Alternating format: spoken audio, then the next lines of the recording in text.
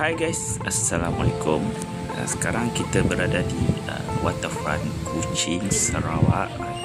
Sekarang kita sedang menikmati keindahan bandaraya Kuching, Sarawak. Di depan kita ada kapal yang membawa pelancong musim-musim ke sungai waterfront Kuching.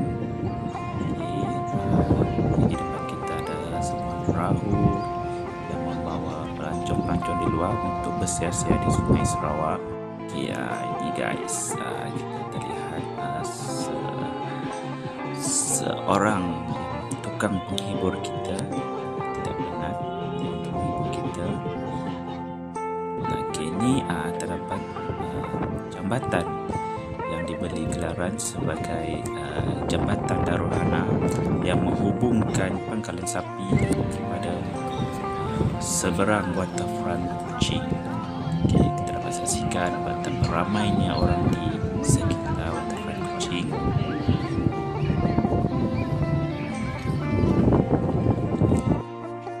Kita dapat lihat di depan sana adalah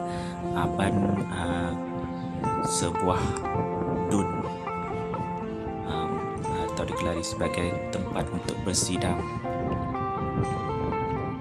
Ini santai-santai pada waktu petang.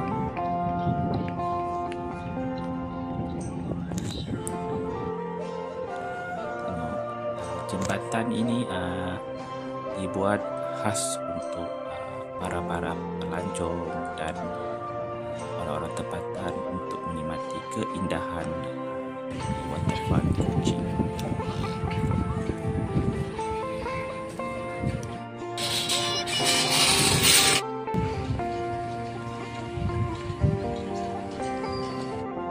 Jalan lebih dari 10 langkah. 10 langkah. 10 langkah.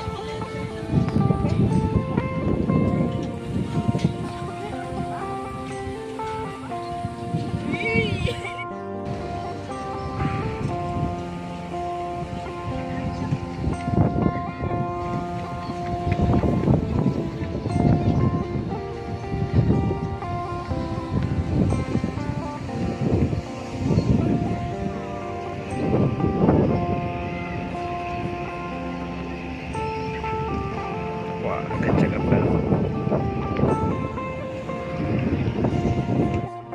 Guys, sekarang kita tunjukkan suasana pada waktu malam di waterfront Kuching, Sarawak. Menara ini guys, dengan api yang menerangi dun Sarawak, jembatan yang berbagai warna-warni